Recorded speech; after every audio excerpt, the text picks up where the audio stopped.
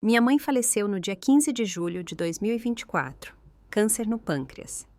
Foram 17 meses de quimioterapia, inúmeras internações hospitalares e noites sem dormir. Segurei a mão dela até o último suspiro. 8 meses depois, meu pai reuniu a família na casa de praia da mamãe, na casa que ela comprou com a própria herança, na casa onde ela me ensinou a observar o pôr do sol e onde, uma vez, me disse que eu era exatamente como ela. Uma interesseira.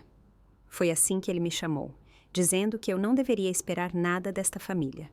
Então, ele entregou as chaves para a minha irmã. 12 milhões de reais simplesmente desapareceram das minhas mãos. 6 parentes estavam presentes. Ninguém disse uma palavra.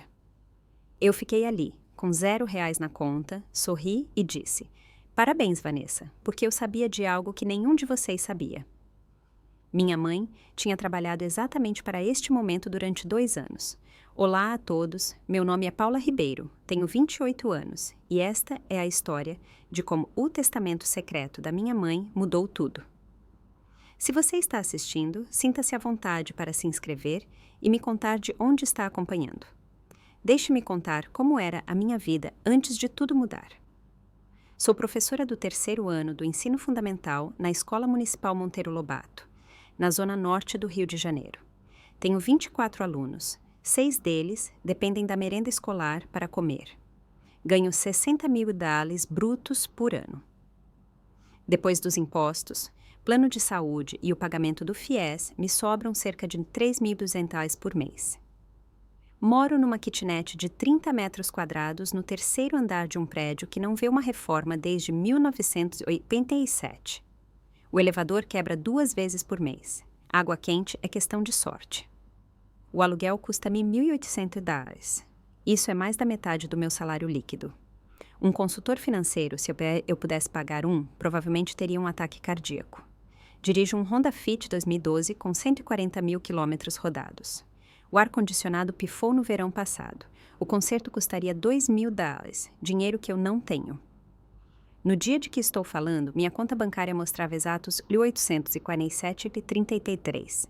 Sei o número com tanta precisão porque tinha acabado de pagar o aluguel e estava contando os 14 dias que faltavam para o próximo pagamento, algo que a maioria das pessoas não entende. Meu pai é Ricardo Ribeiro, CEO da construtora Ribeiro. Ele possui 3 imóveis de luxo no estado. Ele é membro do Rotary Club. Ele joga golfe com vereadores e empreiteiros. E eu vivo numa kitnet minúscula, com o ar-condicionado quebrado, contando cada centavo. A última vez que vi meu pai antes daquele dia na casa de praia foi no funeral da minha mãe. Ele ficou na frente da igreja, recebendo condolências, apertando mãos, interpretando o viúvo enlutado. Nenhuma palavra para mim, nenhuma sequer. Eu sentei na 3ª fila, nem sequer na frente, e assisti estranhos abraçarem meu pai, enquanto eu segurava o chale favorito da minha mãe no colo, tentando não desmoronar. Isso foi 8 meses antes. Então a Vanessa ligou. Meu celular tocou numa terça-feira à noite. Eu estava corrigindo provas de ortografia, caneta vermelha na mão, um pote de miojo esfriando na minha mesa. No visor apareceu o nome da minha irmã e meu estômago embrulhou na hora. Fazia 3 semanas que ela não dava sinal de vida desde o funeral. Nenhuma pergunta, nenhum "como você está?", nada, Lili. A voz dela foi curta, profissional, sem oi, sem tudo bem. Você tem algum documento da mamãe? O papai precisa verificar uma coisa. Larguei a caneta. Que documentos? Sei lá, coisas jurídicas, papelada, qualquer coisa que a mamãe tenha guardado. Vanessa, eu disse, tentando manter a calma. Você está bem? Como está lidando com as coisas? Ela suspirou com impaciência. Estou ocupada, Lili. Tenho um negócio de 18 milhões para fechar no mês que vem. Você sabe como é. Uma pausa. Bem, talvez você não saiba. Deixei passar. Tinha feito isso a vida toda. De qualquer forma, ela continuou. Papai vai fazer uma reunião de família neste sábado na casa de praia em Bahia, em Búzios. É sobre as coisas da mamãe, o inventário. Você deveria ir. Sábado, às 14 horas. Não se atrase. Então, quase casualmente. Quer dizer, você não tem nada a perder, né? As palavras me atingiram como um tapa na cara. Nada a perder. Minha irmã, que não visitou nossa mãe uma única vez em meses de quimioterapia, que estava ocupada demais para segurar a mão da mamãe quando ela deu o último suspiro, que tinha acabado de ser celebrada na lista 30 Under 30, da revista Forbes Brasil, enquanto eu limpava comadres e dormia em poltronas de hospital. Ela achava que eu não tinha nada a perder. Eu estarei lá, disse baixinho. Ótimo, até sábado. Ela desligou sem se despedir. Fiquei sentada por um longo tempo, encarando meu miojo frio e me perguntando por que eu ainda esperava algo diferente. Naquela noite não consegui dormir.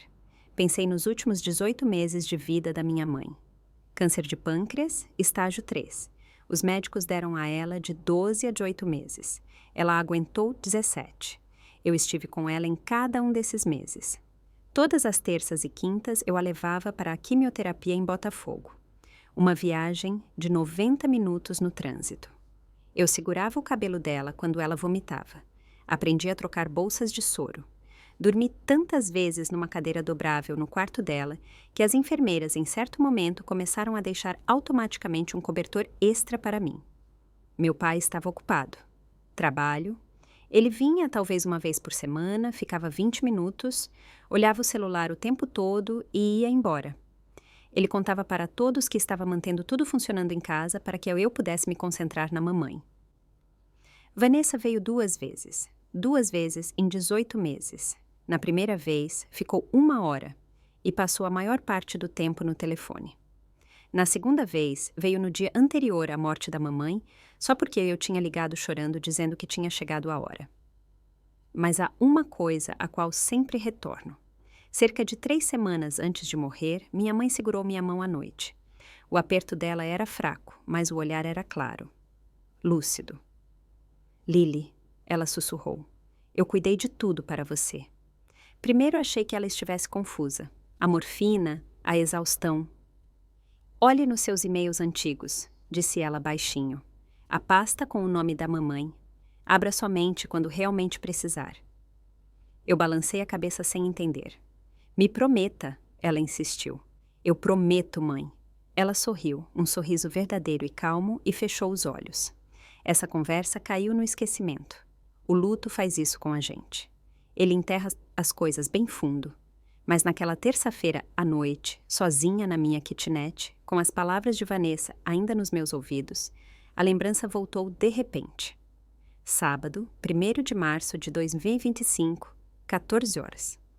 Eu dirigia meu Honda Fit, cujo ar-condicionado tinha finalmente entregado os pontos. As janelas abertas, o cabelo bagunçado pelo vento, indo para a Rua Vista do Mar, número 1847. A casa de praia ficava de frente para o mar de Búzios. Paredes brancas, janelas do chão ao teto. Minha mãe a tinha comprado em 1991, com a herança dos meus avós, antes mesmo de conhecer meu pai. Ela me contava frequentemente como a tinha encontrado, como se apaixonou pela luz que entrava na sala de estar ao pôr do sol. Cheguei 5 minutos atrasada. Em algum lugar perto da ponte Rio-Niterói, o motor superaqueceu, o ar-condicionado morreu de vez e tive que parar para deixar esfriar. Quando entrei pela porta da frente, 8 pares de olhos se voltaram para mim. Meu pai estava sentado na cabeceira da mesa de jantar, a mesma mesa onde celebramos natais, comemoramos aniversários e montamos quebra-cabeças com a mamãe em tardes chuvosas. Vanessa estava sentada à direita dele, no lugar que costumava ser da minha mãe. Ela usava um blazer creme e brincos de ouro, como se tivesse saído diretamente de um anúncio imobiliário de luxo. Tia Patrícia e tio Roberto estavam lá, assim como meus primos Derek e Melissa. Eles me olharam como se eu tivesse aparecido de moletom num baile de gala. Meu pai não me cumprimentou. Ele apenas olhou para o seu Rolex e disse: "Você está atrasada." "O carro?" murmurei. "Sente-se, Paula." Ocupei o lugar na ponta oposta da mesa, o mais longe possível de todos.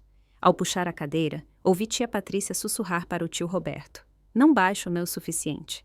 Pobre Ricardo, com uma filha que não consegue nem cuidar de si mesma. Fingi que não tinha ouvido, mas eu tinha ouvido. Olhei ao redor daquela sala, para aquela família que nunca tinha me visto de verdade, e pensei na minha mãe. 32 anos ela sentou aqui, exatamente nesta mesa. Ela amou essas pessoas. Cozinhou para elas, as convidou, lembrou-se de aniversários e datas comemorativas, e nenhum deles a visitou no hospital. Meu pai pigarreou. Agora que finalmente estamos todos aqui, disse ele, olhando diretamente para mim. Podemos começar? Ele se levantou e a sala ficou em silêncio. Ele sempre teve esse efeito, a aura de um CEO, acostumado a salas de reunião, contratos e a conseguir exatamente o que queria. Na mão, ele segurava um molho de chaves. Reconheci imediatamente. O chaveiro era uma pequena concha prateada. Um presente que fiz para minha mãe na 3ª série, quando achava que arte com macarrão e conchinhas era o auge da elegância. Ela guardou aquele chaveiro por 30 anos. A mãe de vocês morreu, disse meu pai com uma voz calma e ensaiada. E é hora de resolver os assuntos dela. Falei com o nosso advogado da família e tomei decisões sobre o patrimônio. Ele fez uma pausa, deixando suas palavras surtirem efeito. Esta casa, continuou ele, gesticulando ao redor, vai para Vanessa. O rosto de Vanessa se iluminou. Tia Patrícia assentiu em aprovação. Tio Roberto murmurou algo sobre ser uma decisão inteligente. Vanessa entende de imóveis, explicou meu pai. Ela sabe como maximizar valores. Ou ela desenvolve o terreno ou vende no momento certo. De qualquer forma, estará em mãos competentes. Fiquei sentada, imóvel. Não me mexi, não disse nada. Então meu pai se virou para mim. E quanto a você, Paula? Ele pronunciou meu nome como se tivesse um gosto amargo. Você é exatamente como a sua mãe. Ele balançou a cabeça lentamente. Uma interesseira. Sempre pegando, nunca contribuindo com nada. Por 32 anos sustentei aquela mulher. E o que ganhei com isso? Uma filha que não pode nem pagar para consertar o próprio carro. A sala permaneceu em silêncio. Ninguém me defendeu. Ninguém parecia sequer desconfortável. Não espere nada desta família, disse meu pai. Você fez suas escolhas, agora viva com elas. Ele entregou as chaves para a Vanessa. Ela as pegou sorrindo, um sorriso verdadeiro e satisfeito, e disse: Obrigada, papai, não vou te decepcionar. Fiquei sentada, mãos cruzadas no colo, meu coração batendo na garganta, e então fiz algo que surpreendeu a mim mesma. Olhei para minha irmã e disse: Parabéns, Vanessa. Minha voz não tremeu.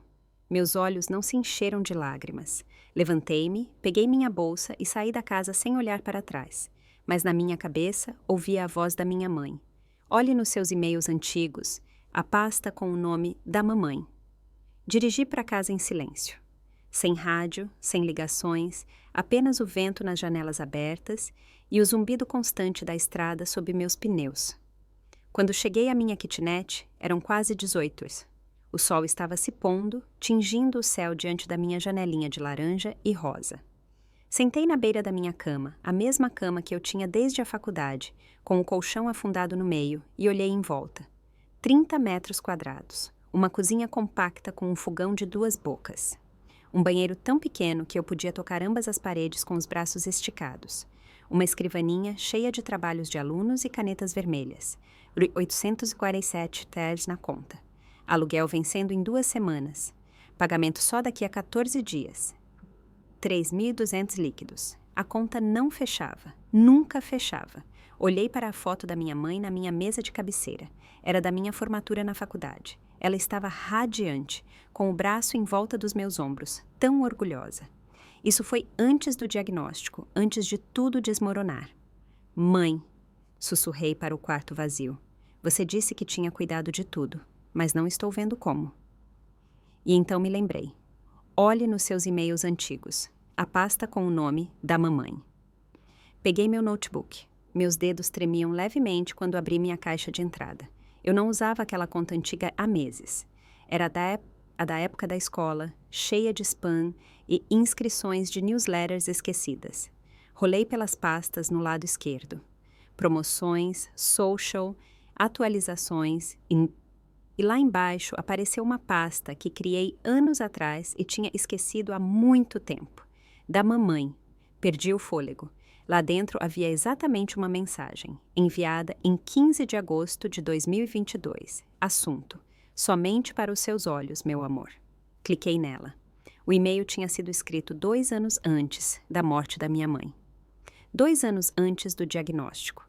Ela o tinha redigido quando estava saudável, lúcida, previdente. Minha querida Lili, se você está lendo isso, eu não estou mais aqui e aconteceu algo que te levou a precisar de ajuda. Eu te conheço, meu amor. Você não abriria este e-mail se não fosse realmente necessário. Tenho algo importante para te dizer. A casa de praia é minha. Eu a comprei em 1991 com a herança dos seus avós, 3 anos antes de me casar com seu pai. Ela sempre esteve registrada apenas no meu nome. Seu pai sabe disso, mesmo que tenha sido muito conveniente para ele esquecer isso ao longo dos anos. Fiz um novo testamento, um privado. Trabalhei com uma advogada chamada Margarida Campos. O número dela é 555097. O testamento é de 12 de agosto de 2022, testemunhado por 2 pessoas e reconhecido em cartório. Uma cópia está no banco costeiro em um cofre. Nesse testamento deixei a casa de praia para você. Não porque você precisa do dinheiro, Lili, mas porque você é a única que entende o que essa casa realmente significa. Você é a única que sentava comigo na varanda e observava o pôr do sol. Você é a única que se lembra. Seu pai vai tentar tomá-la para si. Ele vai tentar dá-la para a Vanessa. Mas a lei está do seu lado, meu amor. A casa nunca pertenceu a ele, então ele nunca poderia doá-la. Ligue para a Margarida. Ela está esperando por você. Eu te amo mais do que você pode imaginar. Mãe, li o e-mail 3 vezes, depois mais uma. Minhas mãos tremiam, lágrimas escorriam pelo meu rosto. Eram as primeiras lágrimas desde o funeral. Minha mãe sabia. Ela sabia exatamente o que meu pai faria e passou 2 anos preparando tudo. Peguei meu celular e disquei o número. Tocou 2 vezes. Então, uma mulher atendeu. Campos Advocacia, Margarida Campos. Doutora Campos. Minha voz falhou. Meu nome é Paula Ribeiro. Acho que minha mãe falou de mim para a senhora. Uma breve pausa. Então, ela disse suavemente. Eu estava esperando sua ligação, Paula. Algo no meu peito se soltou. Pela primeira vez em 8 meses, senti que não estava sozinha. Sua mãe me procurou em 2020, explicou Margarida. Ela queria garantir que a vontade dela fosse respeitada, não importa o que acontecesse. Passamos 2 anos preparando tudo. O testamento, eu disse, é verdadeiro? Muito verdadeiro. Assinado em 12 de agosto de 2022. 2 testemunhas, Nancy Wheeler e Roberto Torres. Reconhecido em cartório por Jaime Pereira. Tabelião número 5420. O original está num cofre no banco costeiro e tenho cópias autenticadas no meu escritório. Eu expirei, sem saber que estava prendendo a respiração. A cláusula 32, continuou Margarida, estipula expressamente que o imóvel na Rua Vista do Mar, 1847, em Búzios, é transferido total e permanentemente para a senhora. Paula Leonor Ribeiro. Sua mãe usou propositalmente o nome do meio dela para excluir qualquer confusão. Meu pai, eu disse, ele já prometeu a casa para minha irmã hoje, anunciou publicamente. Alguém pode anunciar o que quiser, respondeu Margarida calmamente. Ele não tem autoridade legal para transferir uma propriedade que não pertence a ele. A voz dela permaneceu profissional, mas havia aço por baixo. No entanto, precisamos agir rápido. Se eles tentarem dar entrada na documentação antes de reivindicarmos seu direito, pode ficar complicado. Quão rápido? Ouvi dizer que um avaliador já está agendado para a próxima semana. Temos que reagir antes. Meus pensamentos corriam. O que eu preciso fazer? Pode vir ao meu escritório amanhã? Temos muito o que discutir. Ok, pessoal. A história está esquentando agora. Lili acabou de descobrir que a mãe deixou um testamento secreto e o pai não faz ideia. Se você estivesse no lugar da Lili, o que faria? Confrontaria seu pai diretamente ou resolveria tudo silenciosamente através dos advogados? Escreva sua opinião nos comentários. Estou curiosa. E se você está gostando desta história, deixe seu like e inscreva-se no canal caso ainda não tenha feito isso. Isso ajuda muito. E acreditem, vocês não vão querer perder o que acontece a seguir. Vai ficar ainda mais louco. Na noite seguinte, meu celular tocou novamente. Dessa vez, era um número que eu realmente não queria ver. Vanessa. Pensei por um momento em não atender, mas algo me disse que eu precisava ouvir o que ela tinha a dizer. Lili. A voz dela soava diferente agora. Áspera, desconfiada. Você falou com alguém sobre a casa de praia? Mantive minha voz neutra. Como assim? O avaliador ligou para o papai hoje. Ele disse que havia um problema com a documentação de propriedade. Alguma coisa sobre a verificação de documentos. Ela fez uma pausa. Você não saberia de nada sobre isso, por acaso, saberia? Pensei na minha reunião com a Margarida naquela manhã, na pilha de documentos que ela me mostrou, nas cópias autenticadas do testamento da mamãe, nos registros do cartório de imóveis. Sou professora do ensino fundamental, Vanessa, disse calmamente. O que eu saberia sobre registros de imóveis? Não se faça de boba, ela gritou. A voz dela ficou fria. Se você está tentando armar alguma coisa, se foi atrás de um advogado pelas costas do papai, eu não fui pelas costas de ninguém. Então me explique por que de repente há um problema com a casa que o papai me prometeu. Respirei lentamente. Talvez, disse eu com cuidado, o problema não seja comigo. Talvez seja porque o papai te prometeu algo que nem pertencia a ele. Silêncio do outro lado da linha. O que isso quer dizer? Isso quer dizer que você deveria perguntar ao papai sobre o testamento da mamãe. O verdadeiro.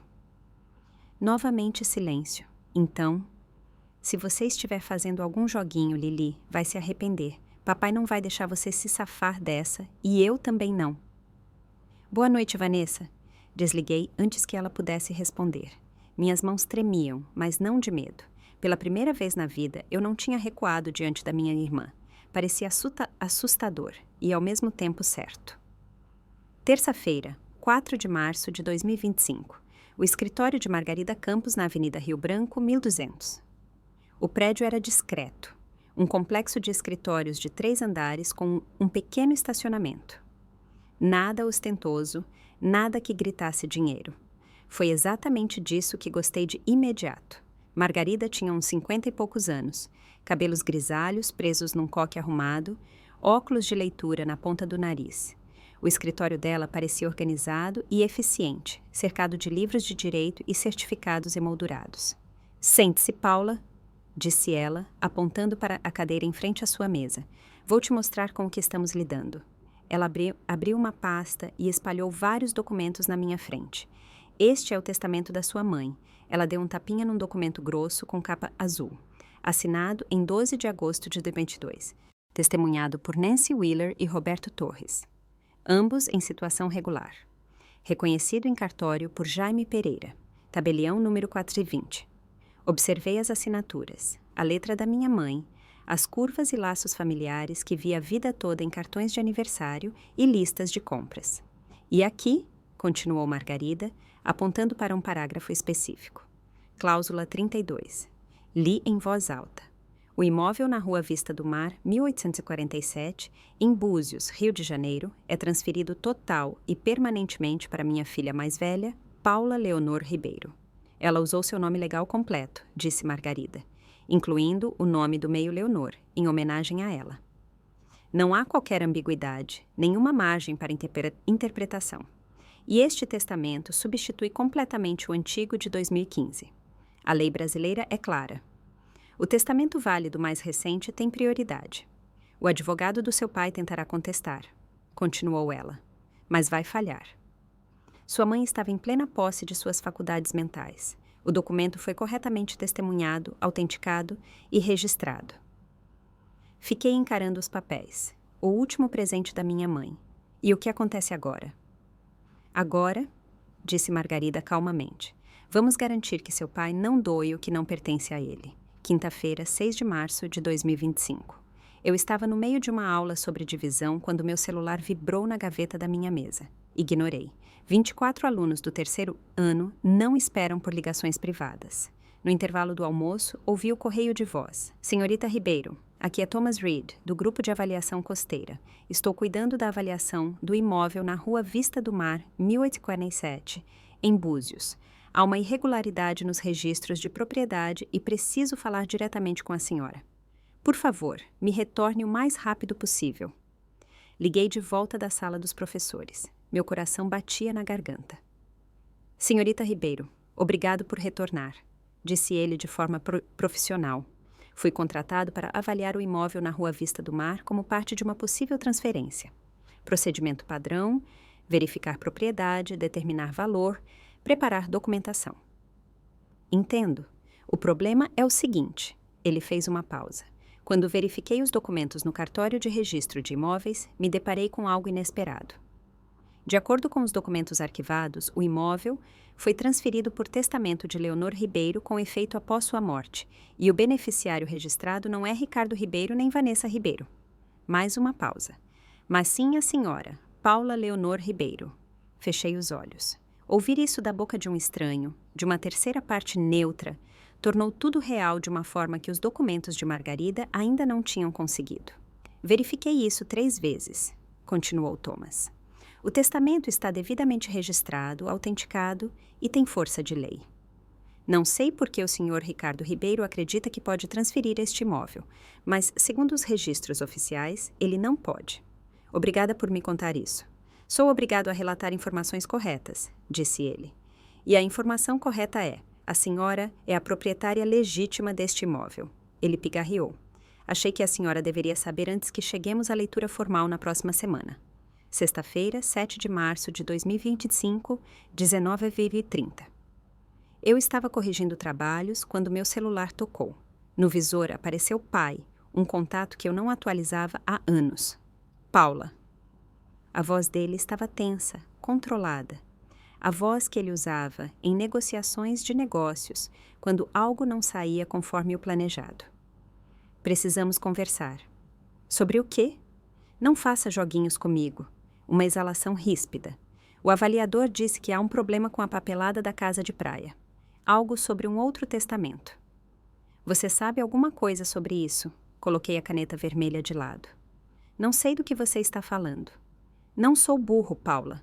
Se você está conspirando com algum advogado que sua mãe contratou, mamãe tinha o próprio advogado. A frase ficou suspensa no ar. Eu quase podia ouvir ele recalculando.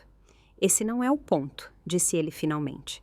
O ponto é que haverá uma abertura formal do testamento no próximo sábado, às 10 horas da manhã na Morrison e Associados. Você tem que estar lá. Morrison e Associados, o escritório do nosso advogado da família. David Morrison cuidava dos nossos assuntos há 15 anos. Tive que segurar um sorriso.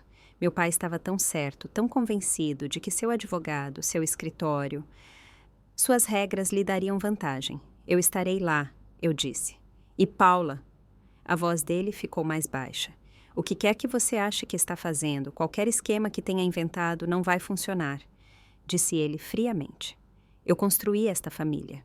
Eu ganhei o dinheiro, eu tomo as decisões. Sua mãe entendia isso, mesmo que nem sempre gostasse. Entendia? Perguntei calmamente. A mamãe entendia isso de verdade? Ou ela simplesmente deixou você acreditar que entendia? Silêncio.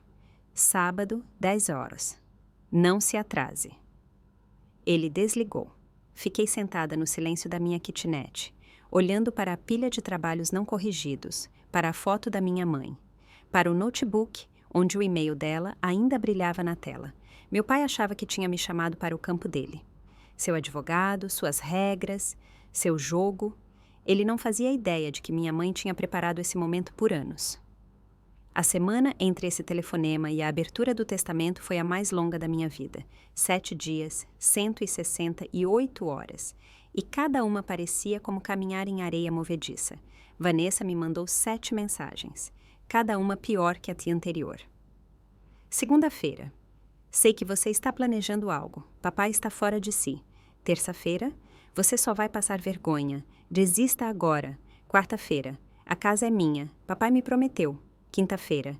Você sempre teve inveja de mim. Isso é patético. Sexta-feira. Se você aparecer no sábado e fizer uma cena, nunca mais falo com você. Sábado, 6 horas da manhã. Última chance. Volte atrás. Talvez ele te perdoe. Sábado, 8h30. Você está cometendo o maior erro da sua vida. Não respondi nenhuma vez. Na quarta-feira, tia Patrícia ligou. Querida, disse ela naquele tom condescendente que eu conhecia a vida toda. Sei que você está passando por um momento difícil, perdeu sua mãe, tem problemas financeiros. É normal ficar desesperada, mas você precisa saber qual é o seu lugar. Seu pai trabalhou tanto para construir esta família. Não o faça passar vergonha. Agradeci a preocupação dela e desliguei. Na escola, meus alunos perceberam que algo estava diferente. Maja, uma menina quieta de tranças e grandes olhos castanhos, veio até minha mesa durante a hora da leitura. Professora Paula, a senhora está bem? Olhei para ela, essa criança de 8 anos que percebia mais do que muitos adultos, e sorri. Estou passando por algo difícil agora, Maja, mas vou ficar bem. Ela assentiu seriamente. Minha mãe diz que quando é difícil, a gente tem que ser corajoso, mesmo tendo medo. Sua mãe é muito sábia, disse eu baixinho. Na noite anterior à leitura, sentei na minha cama e olhei para a foto da minha mãe. Estou com medo, mãe, sussurrei. Mas não vou deixar que apaguem você. Não vou deixar eles ganharem. A foto não respondeu, mas de alguma forma senti que ela me ouvia. Sexta-feira, 14 de março de 2025, 23 horas.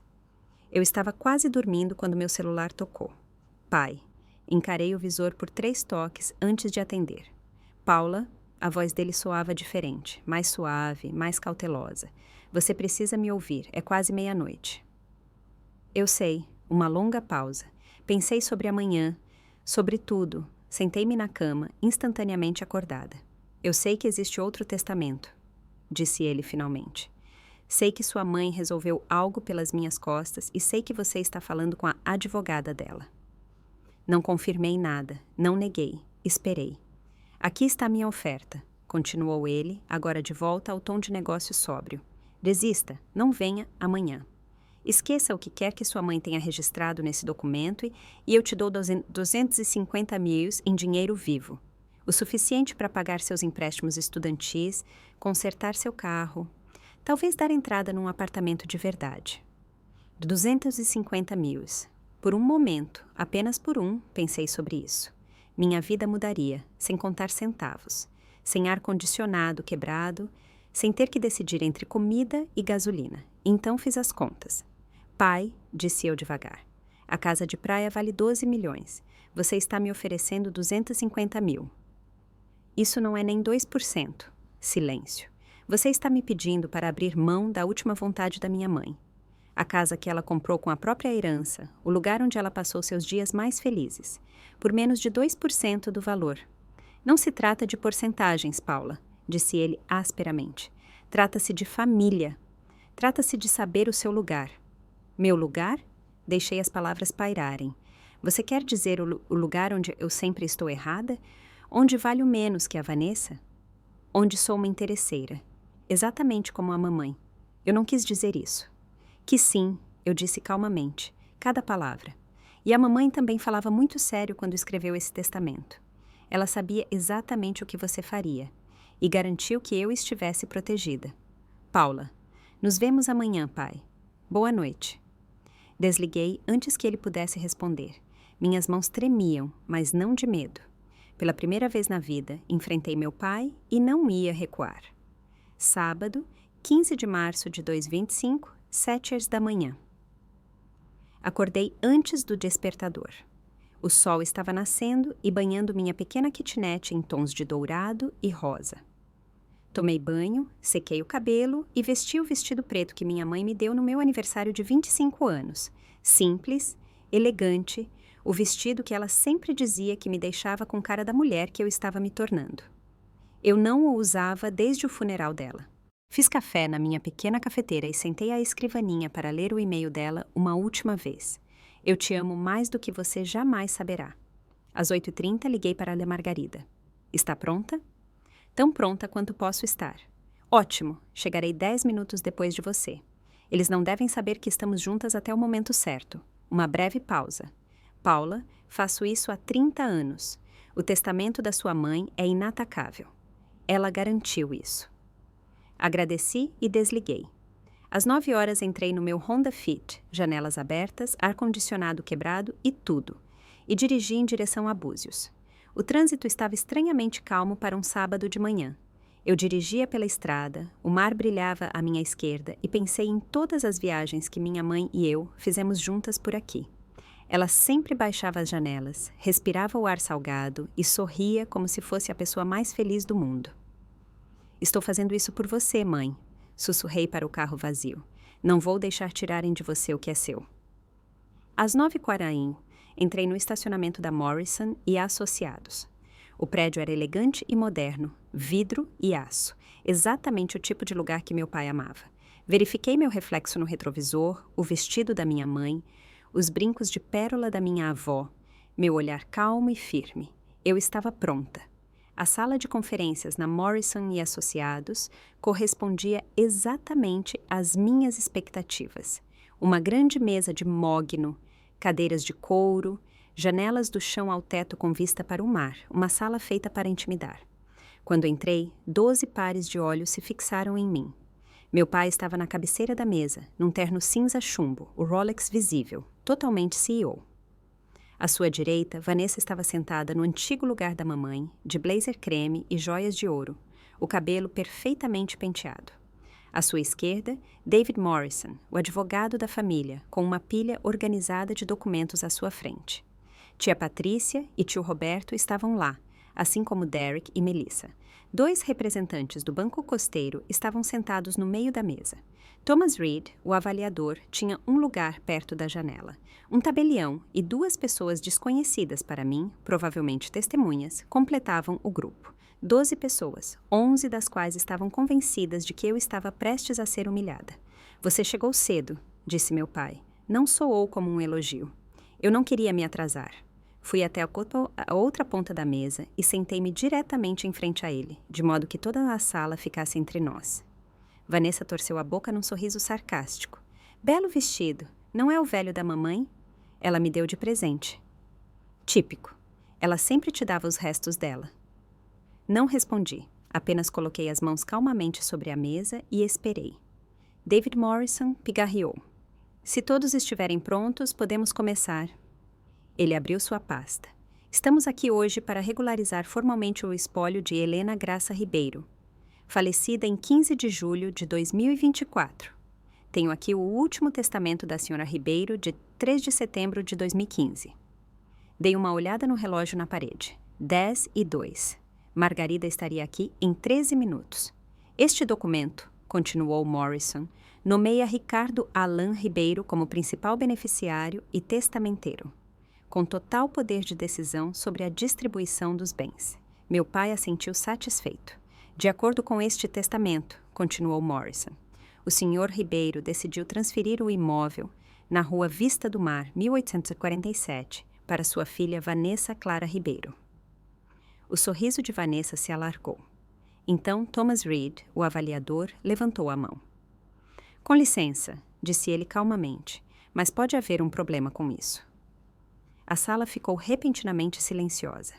David Morrison franziu a testa. Sr. Reed, esta é uma abertura formal de testamento. Se tiver perguntas sobre a avaliação, não é sobre a avaliação, interrompeu Thomas de forma prática. É sobre os documentos de propriedade. O maxilar do meu pai se contraiu. Qual é o seu problema? Quando verifiquei os documentos no cartório, notei uma divergência. O testamento de 2015 nomeia o Sr. Ribeiro como beneficiário, mas existe um documento mais recente. O sorriso de Vanessa congelou. O que quer dizer com mais recente? Um testamento de 12 de agosto de 2022, disse Thomas. Devidamente testemunhado, reconhecido em cartório e arquivado no município. Ele substitui o documento de 2015.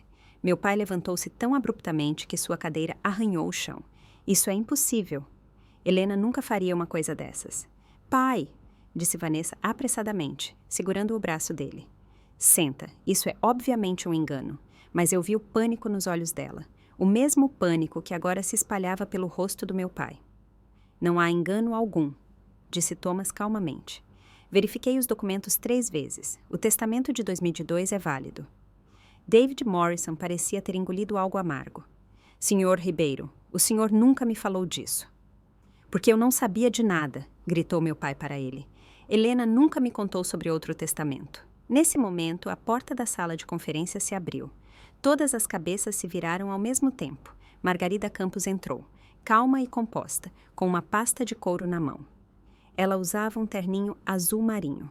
O cabelo grisalho prateado estava preso, sua expressão ilegível.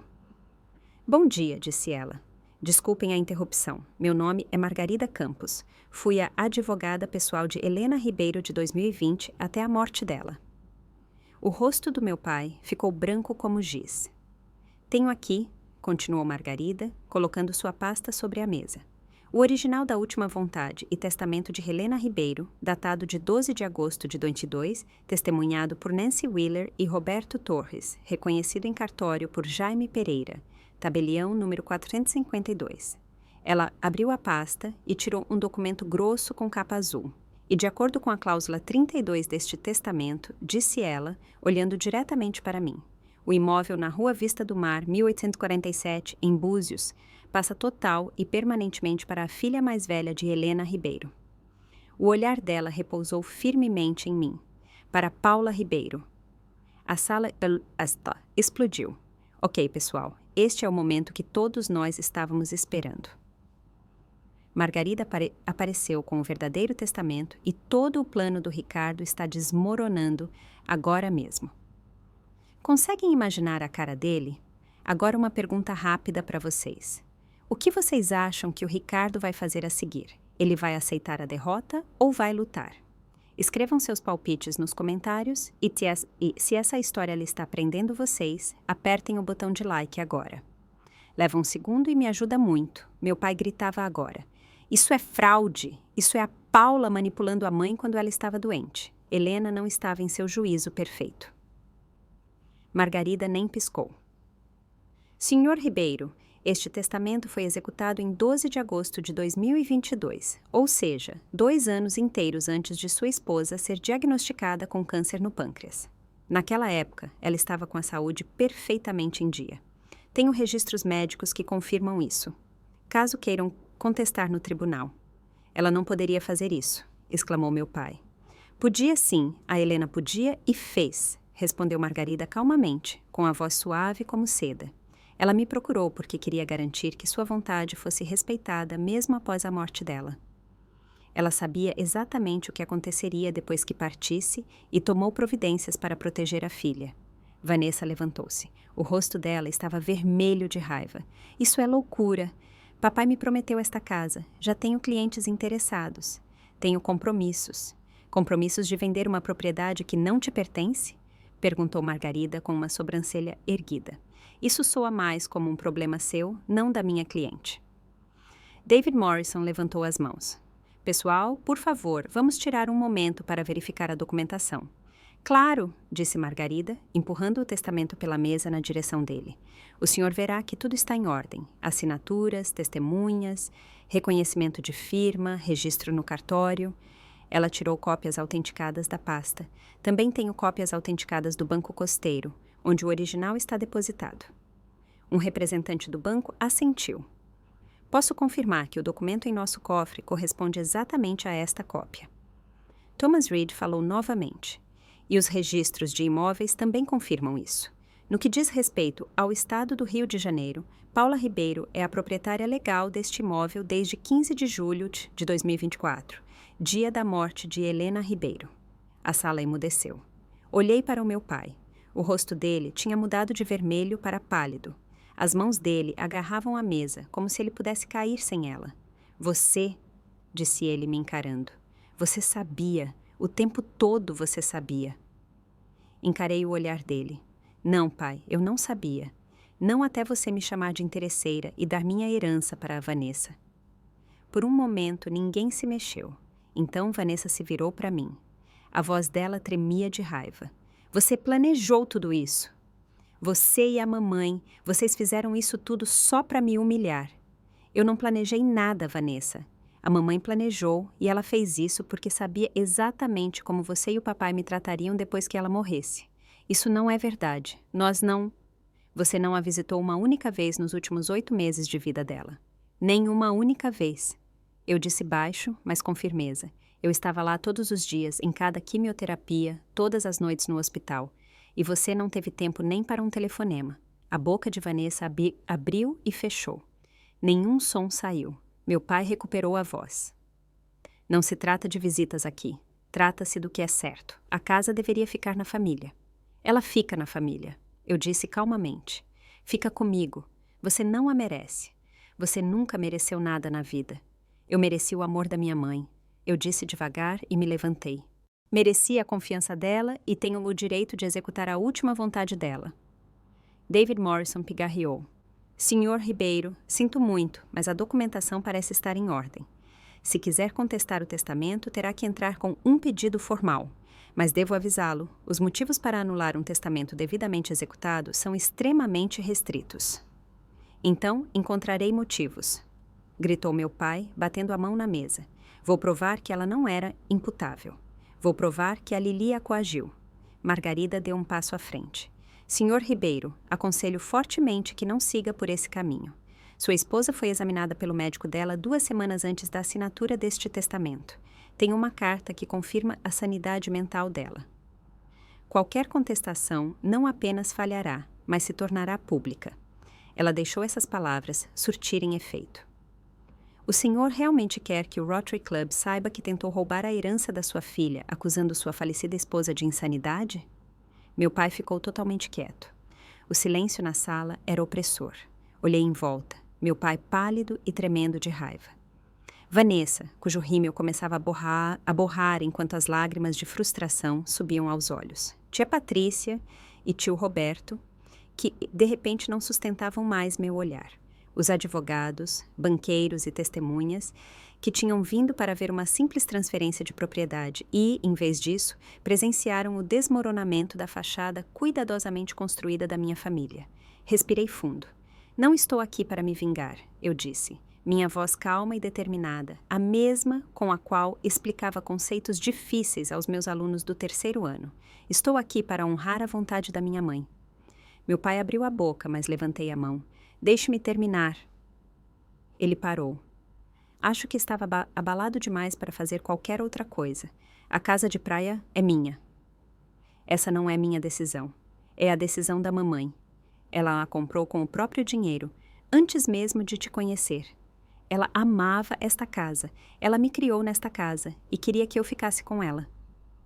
Virei-me para Vanessa. Sinto muito que você tenha feito promessas que não pode cumprir. Sinto muito que você tenha contado com algo que não lhe pertence. Mas isso não é minha culpa e também não é culpa da mamãe. Então olhei para o meu pai. Realmente olhei. Você chamou a mamãe de interesseira. Você me chamou de interesseira na frente de toda a nossa família. Fiz uma pausa. A mamãe te amou por 32 anos. Ela cozinhou para você, criou seus filhos, apoiou seus negócios e nunca pediu reconhecimento. E você insultou a memória dela assim que ela não estava mais aqui. O maxilar dele se contraiu, mas ele não disse nada. Não preciso de desculpas. Continuei. Também não preciso de compreensão.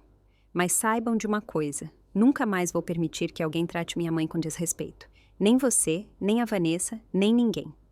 Peguei minha bolsa. A Margarida vai cuidar da papelada. A transferência deve ser concluída em 30 dias.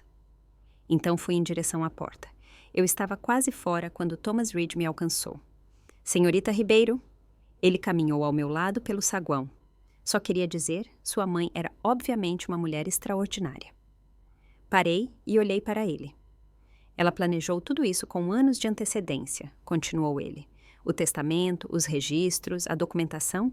Ela garantiu que cada detalhe estivesse correto para que mais tarde não pudesse haver nenhuma dúvida sobre a vontade dela.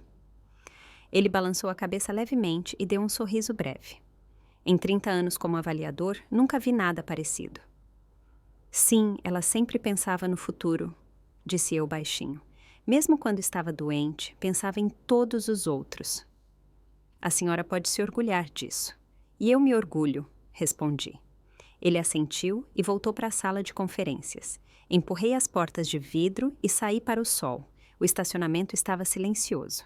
Meu Honda Fit estava na ponta, janelas ainda abertas da viagem, pequeno e insignificante ao lado dos BMWs e Mercedes dos outros. Eu não me importava. Sentei no carro, coloquei as mãos no volante e fiquei um momento apenas sentada. Eu tinha conseguido. Entrei no território do meu pai, seu escritório, seus advogados, sua família, seus aliados. E eu tinha vencido.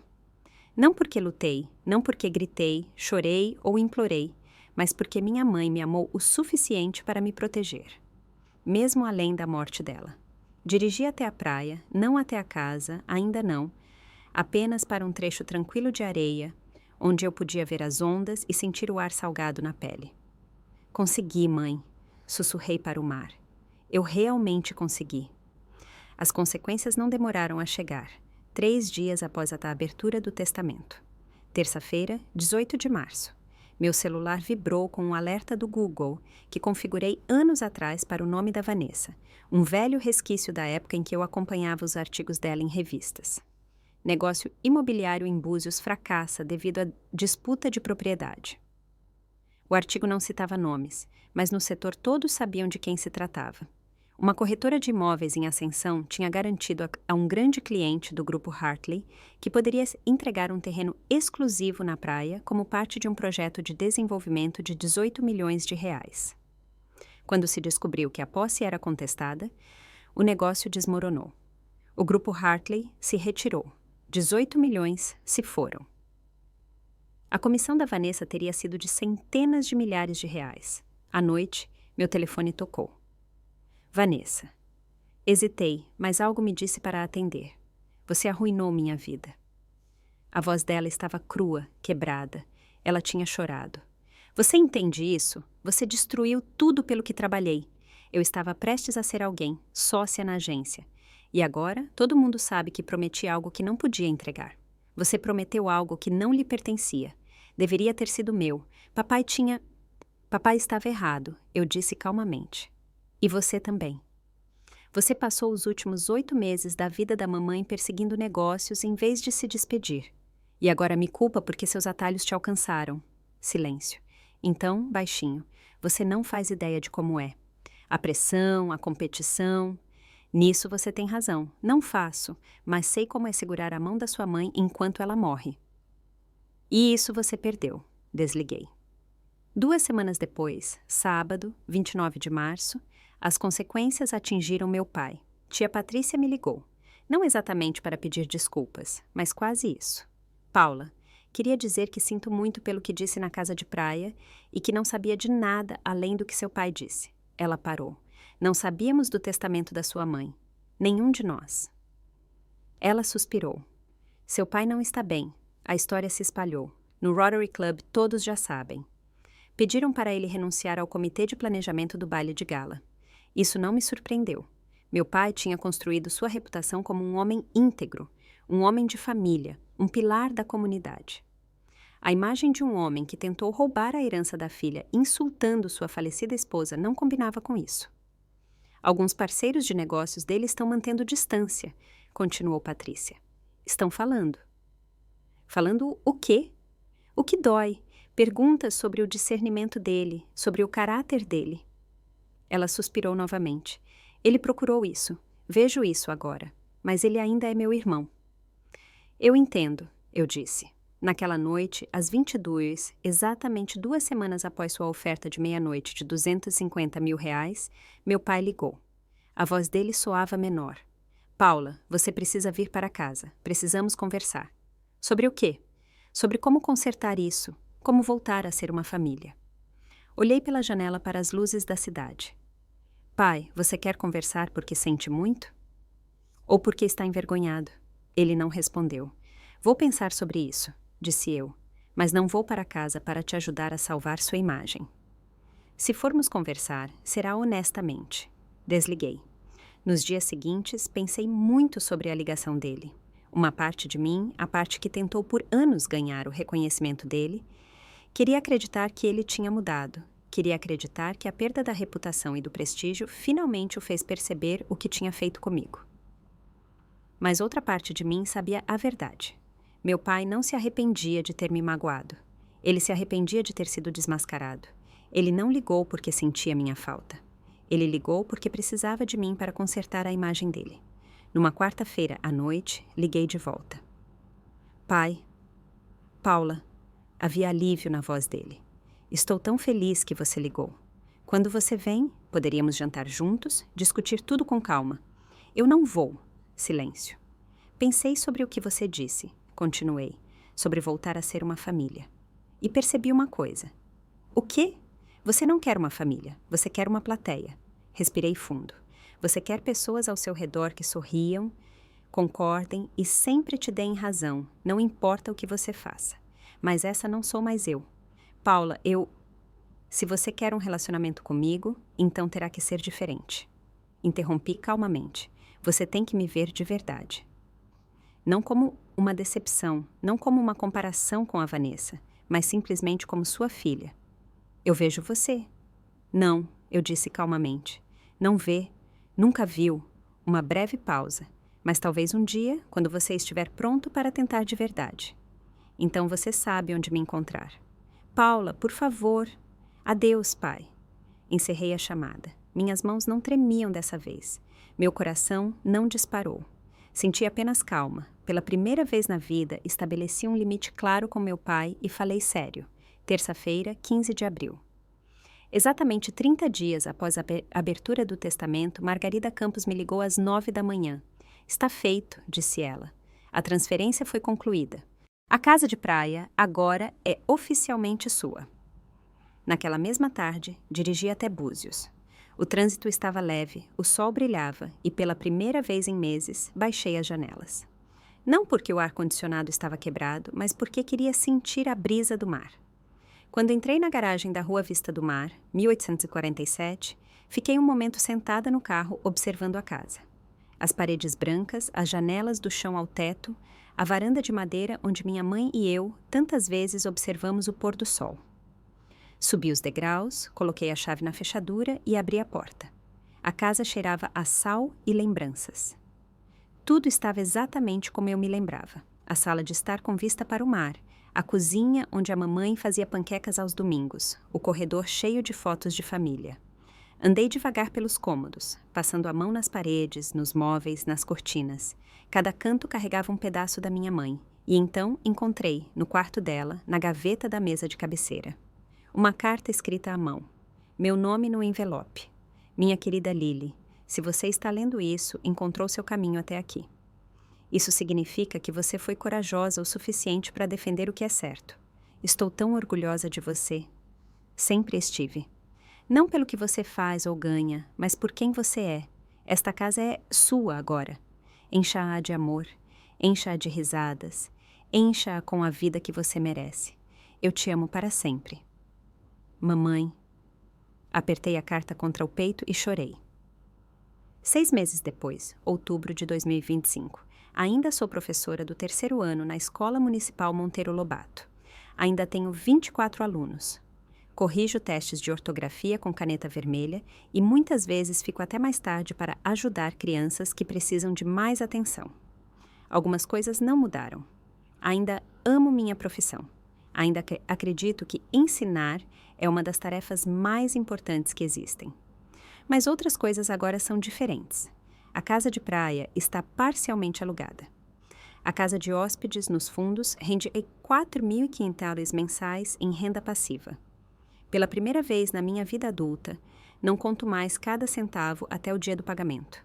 Usei parte desse dinheiro para começar algo novo. O Fundo de Bolsas Helena Ribeiro para alunos da Escola Municipal que precisam de apoio financeiro para perseguir seus sonhos. Já concedemos 3 bolsas de 2 mil para crianças que me lembram a mim mesma nessa idade.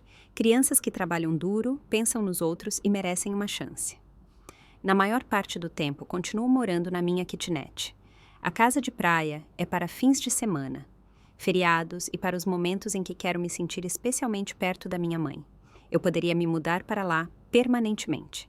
Eu poderia vender meu Honda Fit e comprar um carro com ar-condicionado que funcione. Eu poderia virar minha vida do avesso, mas a coisa mais importante que aprendi é: a felicidade não depende do que se possui, depende de saber que se tem escolhas. Minha mãe me deu exatamente isso, não apenas uma casa, mas a liberdade de decidir que vida quero levar. E decidi ser uma pessoa que ajuda os outros, alguém que sabe de onde vem, alguém que minha mãe sempre acreditou que eu poderia ser. Meu pai ligou 3 vezes nos últimos 6 meses. A primeira conversa foi estranha.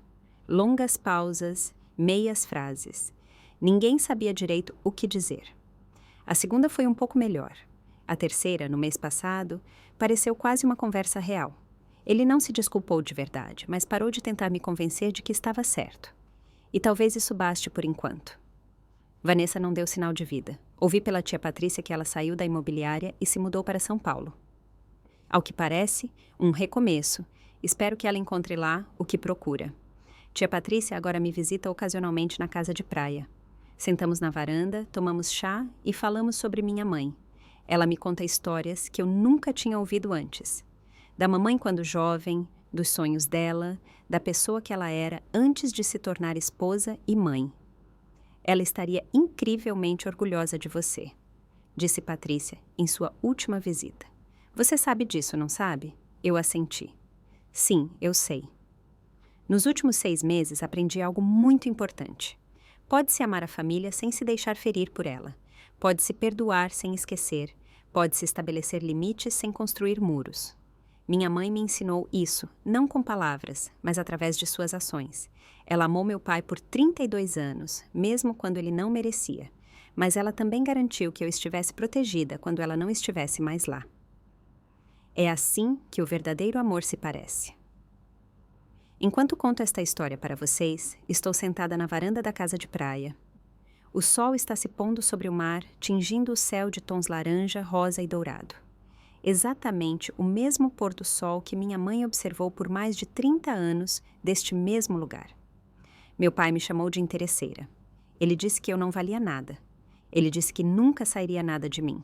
Mas minha mãe sabia a verdade. Ela sabia que o valor não é medido em dinheiro, nem em cargos ou artigos de revista. O valor se mostra no amor, na lealdade, em estar lá para as pessoas que são importantes para você, mesmo quando é difícil. Se você está assistindo a isso e já se sentiu ignorada pela sua família, se sempre foi aquela que dá e dá, enquanto outros levam a fama, quero que saiba de uma coisa. Seu valor não depende de eles reconhecerem isso. Seu valor existe, quer eles vejam ou não. E às vezes, as pessoas que mais nos amam encontram maneiras de nos proteger. Mesmo quando não estão mais aqui para fazer isso elas mesmas. Minha mãe me deixou uma casa, mas muito mais do que isso, ela me deu a coragem de defender a mim mesma, estabelecer limites e saber que mereço coisa melhor. E você também merece. Obrigada por ouvir minha história. Se ela tocou você, ficarei muito feliz em ler sobre isso nos comentários. E caso ainda não tenha feito isso, sinta-se à vontade para se inscrever no canal. Mais histórias virão e eu adoraria que você não perdesse nenhuma delas. Obrigada por acompanhar a história da Lili até o fim. Se você já vivenciou sua família te subestimando ou te tratando de forma injusta, saiba, você não está sozinha e merece ser vista como você realmente é. Se esta história te emocionou, por favor, clique no gostei e inscreva-se no canal. Isso ajuda muito para que eu possa continuar criando conteúdos assim. E deixe um comentário aqui embaixo. Você já teve que enfrentar um membro da família que não acreditava em você? O que aconteceu? Leio cada comentário e adoraria muito ouvir a sua história. Confira também a descrição para mais histórias parecidas. Nos vemos no próximo vídeo. Cuide-se bem!